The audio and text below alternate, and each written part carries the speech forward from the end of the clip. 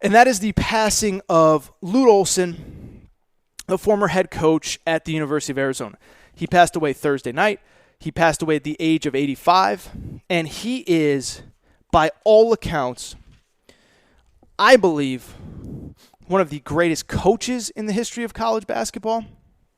And I also believe he's one of the great program builders in college basketball. So first of all, kind of a cool side note is his background.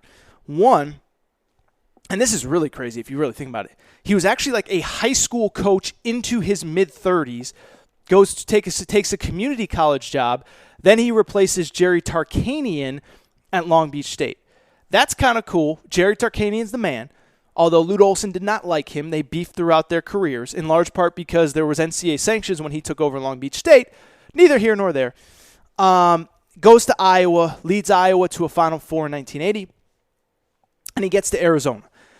And I think we all look at Arizona the way that it is right now, today, and I think we all think, oh, like, Arizona's always been this good.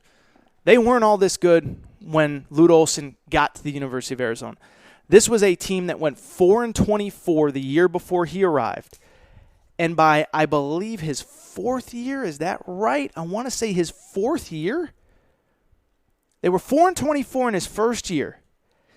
And by year 5, they made the Final Four. Insane. 4-24 to the Final Four in 5 years. Unbelievable. As I mentioned, they had made one Elite Eight before he got to the University of Arizona, and that was in a contracted field with 32, 48 teams, whatever. They go to 7 Elite Eights, 4 Final Fours, and they win the 1997 national champion. Many of you, of course, are Kentucky fans. You remember that game. Kentucky was going for back-to-back. Arizona wins. For the Arizona fans, I know you remember really well.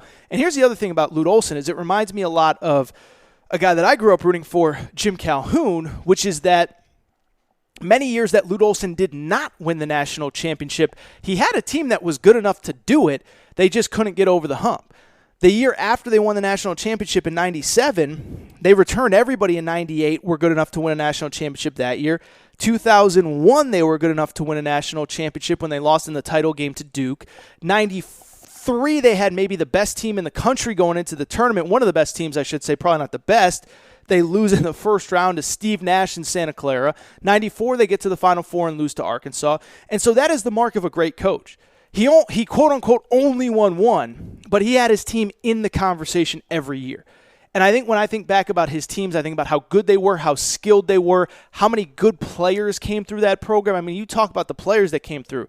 Gilbert Arenas, Steve Kerr, Jason Terry, Richard Jefferson, Damon Stoudemire, friend of the Aaron Torres Sports Podcast, Damon Stoudemire. I said Richard Jefferson, Channing Frye, on and on and on and on and on. 2 quick thoughts when I think of Lute Olson, and then we'll get out of here. The first one is the way we view Arizona now is directly reflective of who Lute Olson was. And what I mean by that is very simply this. Arizona is the best program west of Lawrence, Kansas, and it's because of Lute Olson. It's because of the program that Lute Olson built. I can tell you this, guys. I know college basketball pretty well. For those of you who are new to the show, we're going to talk a ton of college hoops on this show. For those of you who have listened to this show all along, thank you for the support. You guys know I know college hoops. What I can tell you definitively, there are only a few programs that spend in a way in which they spend because the fan base expects to win a national championship every year. Kentucky's won. Louisville's won. Duke is won. North Carolina's won. Kansas is won. Those schools give their student athletes whatever they need to compete at the highest level because it's what the fans demand of the program. I have had players, agents, people tell me kids get taken care of better at Kentucky and Duke than they do in some cases in the NBA. Because that's how you recruit at the highest level. You got to offer them a masseuse, personalized chef, all the things that you need. By the way, this is why I always cracked up when people were like, oh, Zion Williamson's going to lose 15 pounds when he gets to the NBA. Wait till he gets into an NBA strength and conditioning program. It's like, dude, I guarantee you Duke probably has better strength and conditioning staff than the New Orleans Pelicans do. Anyway, I'm getting off topic, and I bring this up to say that There is only one program on the West Coast that competes the way and provides for their players the way that Duke and Kentucky and Carolina and Kansas do. That's the University of Arizona. There is nothing that a player can get at Duke or Kansas or Kentucky that they can't get at Arizona. That is a direct reflection of the program that Lute Olson built and the demand from that fan base that their program be able to compete on a national level. Speaking of the fans, I got to give them a ton of credit too, man. You know, the Pac-12 has such a bad reputation, and I think much of it is justified. But the one fan base that is absolutely an exception is Arizona. For the Arizona fans listening, and I know we have some, the Pac-12 tournament, the turnout from Arizona fans is incredible. They call it the Arizona Invitational because in the same way that Kentucky has 95% of the fans at the SEC tournament, the way that UConn and Syracuse back in the day had 95% of the fans at the Big East tournament, the way that Carolina and Duke run the ACC tournament, it is the exact same way at Arizona with the Pac-12 tournament. The Pac-12 tournament is 95% Arizona fans. I did a story on it for The Athletic a few years ago. Arizona fans will start booking plans for the next Pac-12 tournament as soon as the previous one ends. Like, that is a fact that is indisputable. It is all because of Lute Olson. It is because of the expectation that he has built. And finally, the last thing I would say on Lute Olson is that the way that people knew him, and I didn't know him. I did interview him once. It was towards the end of his life. You could tell towards the end maybe he wasn't as cognizant or as sharp as he may have once been.